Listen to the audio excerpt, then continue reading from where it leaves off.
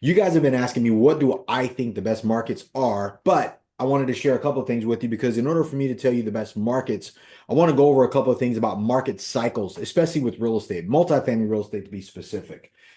And there's a reason why I wanted to do the market cycle thing first and then share with you why, or at least what my opinions are about the actual markets, the market you should be in. Because I have a different take than everyone else because I'm not sitting on a bunch of cash. I got to go raise money, protect my investors and stuff like that. And if you're an investor, you're thinking about investing with me or getting into one of my programs, we go through this in depth. So I learned this being inside of Dave Lindahl and Apartment House Riches, RE Mentor, being a coach for them. This is something that they kind of go over, and I've kind of expanded on it because I've been in the trenches and I kind of see this play out. So I have a different take. But this part is the market cycle that to be aware of that happens over and over again. So there's the up, the down, the up, the down. Right here is called the buyer's market phase one. So that is when is basically what you guys have already kind of saw. Well, really that's supposed to be the total down. So let's just say that's about right here.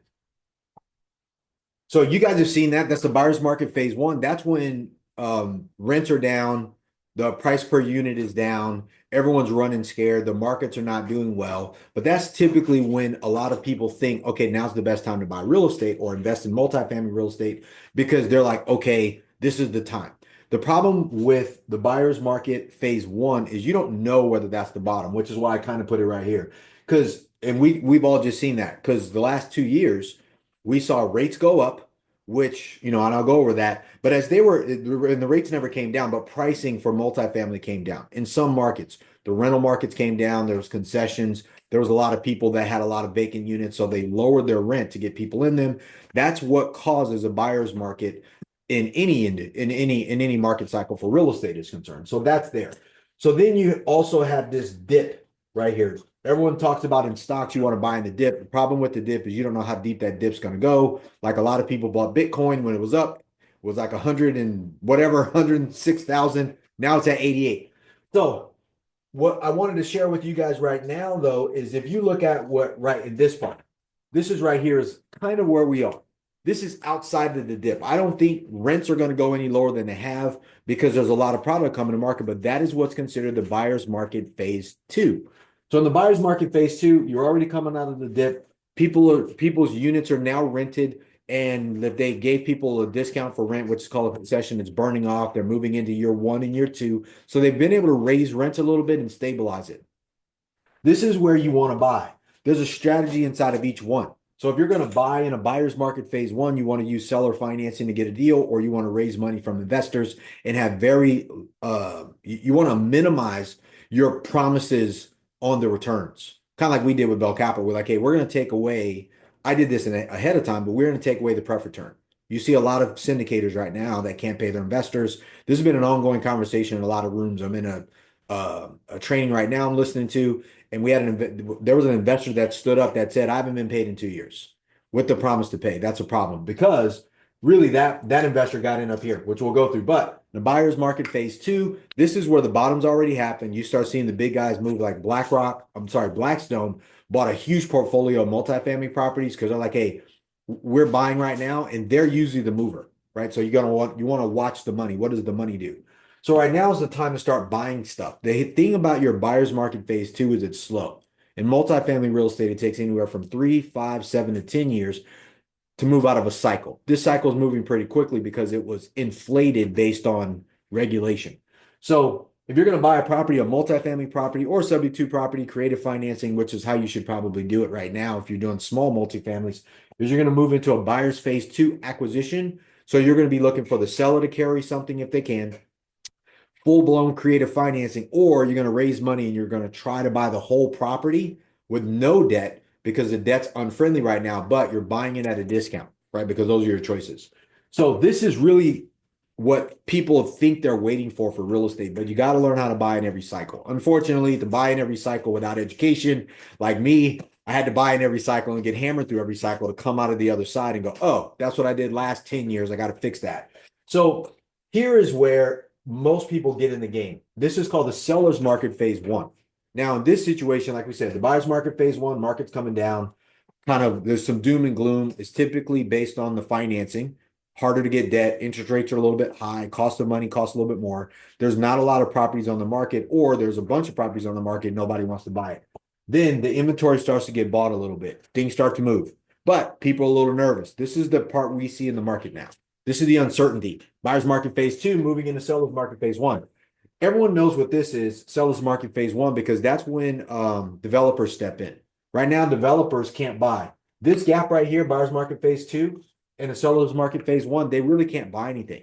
They can't get a loan to develop a multifamily property. They can't get their investors to move on that deal. Like if they're partners with an institution or some bank, that lender will not pull the trigger on that because there's uncertainty, right? So they won't give them the equity, and the banks won't give them the loans unless they're already have a bunch of money sitting on it. And if they do, they're gonna have to put up 50% of that. So they won't do it. So any existing property right now, this is going to be where you want to buy, which is in the buyer between right now, buyer's market phase two and the seller's market phase one. And there's a reason for that. Because this play, this is where you want to be able to raise money. You want to have partners. And your partners could be your partners, or your partners can also be the seller, right? And in this situation, also, you want to be able to do creative financing. Reason why is because in the buyer's market phase one and phase two, any seller that held on through this shit show is tired. They're gonna be like, dude, you know what? We've held on to it. We've had these tenants. They've moved out. They've moved in. We have nightmare tenants. We have problems. If we can get rid of the headache, the management intense headache, we'll do it. Right. So this is the opportunity. I didn't see it until last week. But anyways, so you want to be able to raise money from investors. You want to be able to get partners. You want to be able to get creative, and you want to be able to you want to be able, if it's a smaller deal, you want to be able to find off-market deals, right? And again, everyone has to be motivated. This is the play here, because this really is the buy, right? It really is. Now, when you move into seller's market phase two, that's when you have a lot of product on the market, because in between seller's market phase one and two, builders start to build, condo converters start to convert apartment buildings into condos because of lack of product. So the money's a little bit cheaper because now everybody's building. There's going to be a lot of property coming to market, and that takes time. But then this tends to happen all over again. Buyer's market phase two starts to tank. Everybody starts to get nervous. They have to sit on their properties. Properties start to get foreclosed on, or at least go back into receivership, which means the bank starts to take over management. Buyer's market phase two, people are like, okay, I think the bottom is happening. Let's start playing the game a little bit. They start to sell properties. They start to lease up properties they were worried about. Newer properties finally start to move again. And then it moves into this other phase of seller's market phase one, where now people start to borrow money because they start to build again, and regulations start to loosen up. And then within this seller's market phase one into two, this is the builder's game. So if you're a developer, you're a builder, you start to do this. You start to see guys buy dirt, get land, do the entitlements, means that they apply for the development stuff. It can take 2 years to get approval or 12 months to get approval. And then they start to build in hopes that by the time they build, there's still a need for their rental units or their products. And then the cycle starts all over again, which is where we are. Now, the number one thing I want to kind of point out here, all of these cycles are not really real estate cycles, they're debt cycles. They're debt cycles because the commercial debt, multifamily real estate debt, any commercial debt on a multifamily property, or commercial debt on the premise that it's a debt associated with income producing activities, which is commercial activities, right? It's money, commerce. This debt is based on time. It goes 3 years, 5 years, 7 years, and 10 years. That's how the debt is structured. That's the length of time, which is why market cycles last. Every 3 years, there's a market cycle where a bunch of people lose something and they have to sell. Every 5 years, they lose something, they have to sell. 7 years and 10 years. That's really what it is, because technically your real estate is tied to the debt market. It's not tied to the real estate. Real estate is the security. So why does this even matter when I'm going over the market cycles? And that's not the best look for market cycles. I draw it pretty big. So, but again, buyer's market one, buyer's market two, seller's market one, and then seller's market two. Right? And you notice the seller's market two is already on this way back into this cycle. It's a repetitive cycle. All right. So that said, my key markets. Why do I say that there's a couple of markets? So here are the markets that I think are the top um markets in this market cycle. Every market cycle, there'll be a different top market. There'll be a different market for you to invest in. Some point it was San Antonio, then some point it was Austin, then later it was Houston, and then it was Dallas, which is where it is now. And then it was like Miami. Miami was never a top market. Now Miami's a top market. Why? Because New York had their regulations and it forced people to take their money out of New York, New York City, and Manhattan and all that stuff and push down south. And that's why North Carolina, South Carolina, Georgia, Charlotte, all these different markets started gaining traction in this market cycle because that money got pushed out. But money always gets pushed out. It goes like this. It goes west. The West Coast money, like Seattle, California is its own beast. This money always goes to Arizona, Nevada, right? Vegas, stuff like that. And then it keeps pushing over. And at some point, it'll hit Florida. New York, this money goes and it goes down, down. And at some point, this money will hit Florida. Here's the thing about market cycles all money comes back to source, just like all rivers go back to the ocean, right? So at some point, this money will push back to California, whether it's LA, San Diego, San Francisco, Irvine, whatever. This money in Florida will get made in Florida. They're going to make a killing in Florida, and then they're going to pump that money back to New York. Always happens. Texas, same way. This money from Florida will shoot over to Texas, and then that Texas money will go back to Florida. This money from California will shoot over to Texas, and then that Texas money will go back to California. So the problem is if you are in a market cycle, and let's say you're new, or let's say you're like me, where you've been through a bunch of cycles, you don't always need to chase the money. Sometimes you need to go where the money is going to be. Like if you go fishing and hey, 9 o'clock in the morning, there's no fish in this part of the lake. They all leave, go feed, and then they come back to this part. You don't need to go where they go eat. If you're fishing, you want to go where they're going to come back to and wait for them to come back for the ones who maybe didn't eat that much, right? For the smaller fish or the bigger fish that left early, came back, they ate, and on the way back in, there's some still small fish left that are still hanging around. They're going to eat those. You want to put yourself in a position to win in the next cycle, right? Which is where I failed. I've chased money all the way across the United States. Oh, we also have Hawaii. No one talks about Hawaii, but there's a lot of money in Hawaii, and Hawaii money goes to California. Hawaii money goes to Vegas. Hawaii money goes to Arizona. And then when these markets tank, they make their money and again push their money back to Hawaii. Hawaii also pushes money all the way to New York, right? Because there's big money there, and then they always push their money back to Hawaii because everybody wants to go to Hawaii. So that's my thing. So if you wanted to find out markets, so right now I like California.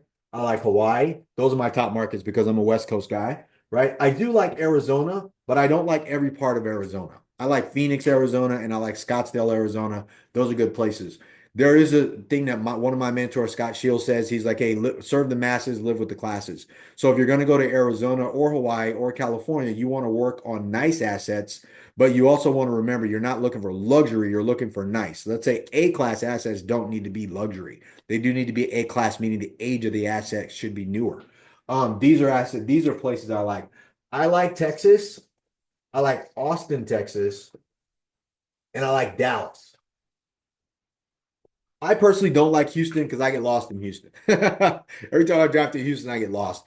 So Texas is big. There's a challenge with Texas because Texas is sprawling. There is no barrier to entry there. They can just build and build and build, especially in Houston. So there's a challenge with there. And everyone in Austin and Dallas, they make their money and then they retract because California money leaves, Hawaii money leaves, Arizona money leaves, Florida, New York money leaves, and then all of a sudden, all the Austinites continue to make millions and millions of dollars on hunting and farming and regular land and development stuff. They just buy their assets back when the big money leaves. What are the other cities I like? I do like Florida. Outskirts of Miami. So, I mean, everyone talks about Miami and stuff like that being the money, but really it's not. It's the surrounding areas. Not everybody wants to be in Miami. They're starting to like Orlando. They like Tampa. They like a couple of other markets. I'm not in that market. I want to be there at some point in the future, but I want to get my stronghold in San Diego, Orange County. LA County is way too far off. for my thought process based on some problems that they have with the homeless. But if you can get a good deal now with a long-term horizon, like a 10, 20-year hold on a new asset that 10 years from now, 20 years from now, the property's only going to be maybe 30 years old or 20 years old, it makes sense to do. Um, but those are my top markets right now. There's not really a lot because I like markets that whereas when you say them to an investor, somebody who's going to invest with you or you're going to invest with me, hey, we're in San Diego. You can get your head wrapped around that thought and know that your money's there. Or we're in Orange County, right? We're around Mission Viejo or we're going to be near Irvine, something like that. That makes sense. If you say LA, people think riots and fires. Like there's a thought process behind it. So you have to explain that. But if you're a investor from LA, those guys are making money hand over fist. Don't think that that's not happening. Everyone's not complaining. All right. San Francisco, I'm not a fan of San Francisco. I think a lot of people are going to make money there. If you can invest in Silicon Valley, do it. New York is actually going to be a comeback state. New York City. If you can get deals in New York City and California, you will always make money. Period. End of story. Because Blackstone, BlackRock, Starwood Capital, the Peebles Corporation, Don Peebles Company, like all of these guys want to be there. Washington as well. So don't sleep on these bigger cities. Even though people will talk about emerging markets, the goal with emerging markets is that there's going to be jobs moving to a place and you get there first. The problem is that there's no one there first. And usually when jobs or move to a place like that has an emerging market, they're bringing jobs, the price per square foot for the warehouses, the industrial stuff, the cost of living is cheap. Even though like you're trying to get there, where they're going to is cheap. So you may not get this huge bump that you need to play this game if you're investing in multifamily. So it's a little counterintuitive. Same thing with Hawaii. You can buy a deal in Hawaii, but there's a couple of things I look for. Let me see if I can find a piece of blank paper because I wrote on all these for some other trainings I was doing with some people. Got any paper in here? Guess not. Hold on. Anyways, I'll write it right here. You want to look for barriers to entry. Barriers to entry. You want to look for some of these places are going to have low cap rates. Cap rates across the world right now are you want to invest at like fives, six cap rates. These are the returns on like if you were to buy a property all cash is what you can expect to make based on its income minus the expenses, right? Based on the NOI, the net operating income.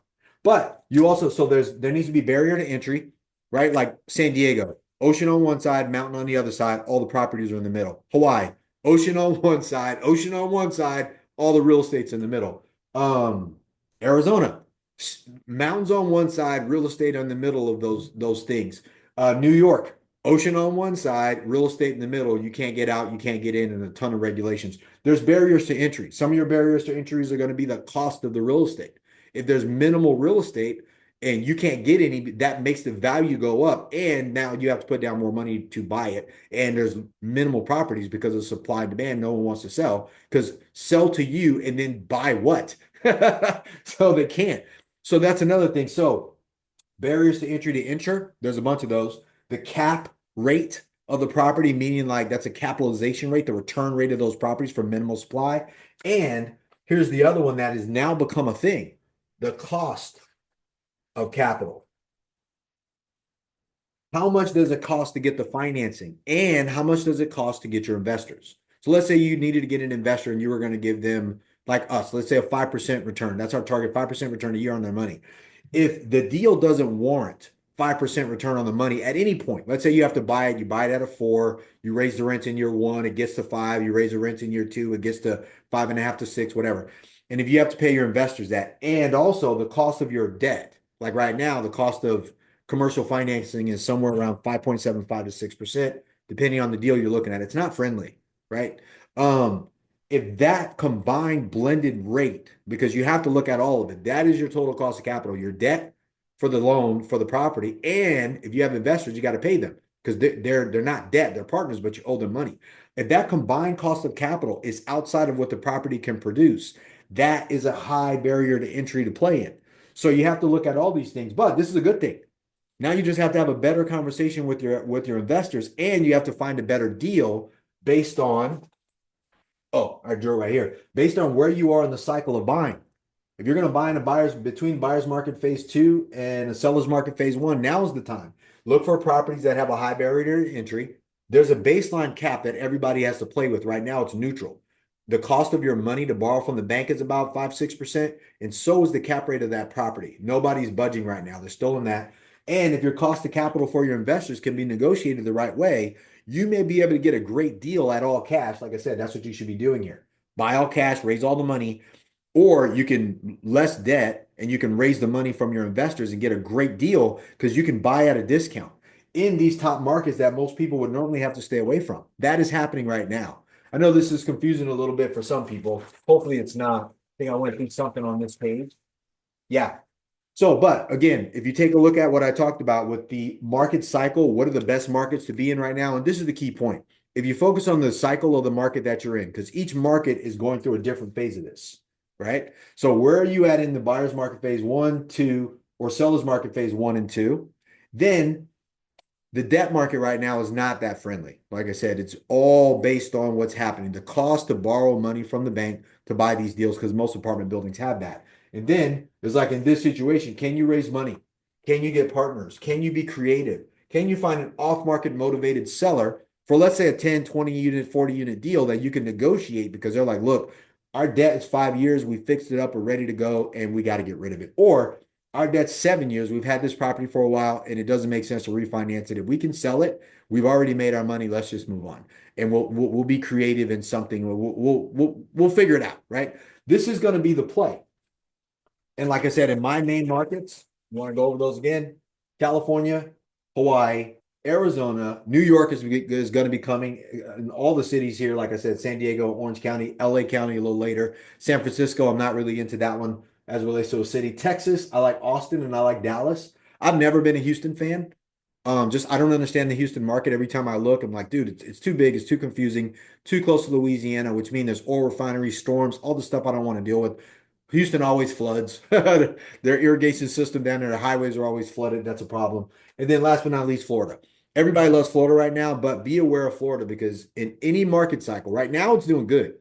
But if you take a look back the last 20, 30 years, Florida has a retraction of capital and it always goes someplace else and it leaves their real estate not that good. And if you don't believe me, look at all the We Buy Houses educators and people and stuff. Where did they come out of? They all came out of Florida because that's where the glut of inventory is, the glut of money comes, and the market crashes usually happen in Florida first.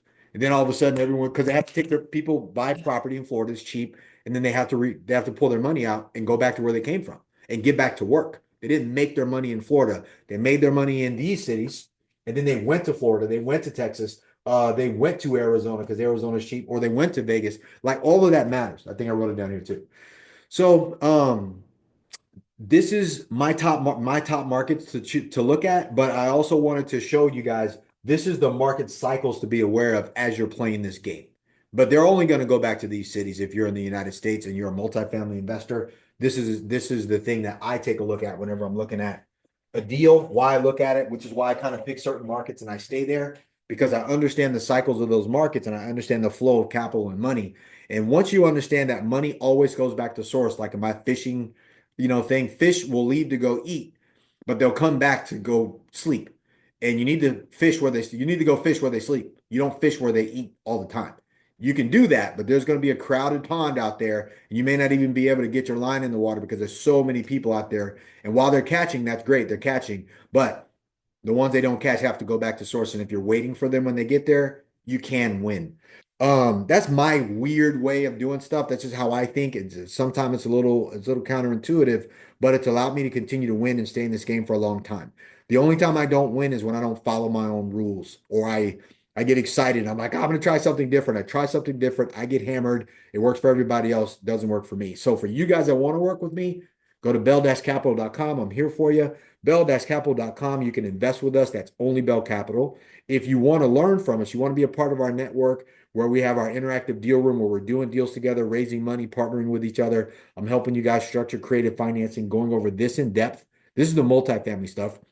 Single family stuff, we do that too. Creative financing, subject to stuff, all the negotiation, all the practice, partner with each other. You bring a deal, I'll even partner with you, fund your deal, whatever. I'm here for you, right? So, and if you go to bell-capital.com/interactive or bell-capital.com/3030, we have a fast track coaching program where we go over creative buying houses, creative financing, multifamily deals, as well as raising capital. It's a 30-day fast track. Love to have you a part of that as well. So remember this stuff. All the buyers market, the cycles of real estate as it relates to investing, where you need to be at in the cycle and what you need to be doing. And then the other piece is the markets that you need to be focused on, which are my top markets that I look at based on the market cycle we're currently in, and knowing that each one of those markets has their own market cycle, and you need to know that. I know it, so if you want my help, let's do that. And I can tell you where you are in your market cycle if you want to become a world-class investor. That's my goal, to be able to help you create wealth for you and your family. Make it your duty. All right, so let me know if you need anything. Like this video, comment on the video, share this video, give it a thumbs up or give it a thumbs down. Don't be a hater and a hider at the same time, but I am here for you. Leave me a message in the comment. What did you take from this? Where's your market? Where are you at in this market cycle? Or where have you seen this before and you know it, and now you're looking back like, dude, what you said was right on that. I see it all the time and I'm dealing with that. This is how I'm combating it as an investor or in your own business, because this matters in business too. So let me know if you need anything, how I can help, any other videos you want to see. I'm here for you. Let's go. Boom. Are you an accredited investor with 300,000 or more liquid in the bank? I want you to come and partner with me. Look, if you love real estate, passive income, and positive cash flow, appreciation over long periods of time, and you're willing to be patient, come invest with me. Go to bell-capital.com. This is for accredited investors with 300,000 or more in the bank, ready to go. Come invest with me. Go to bell-capital.com.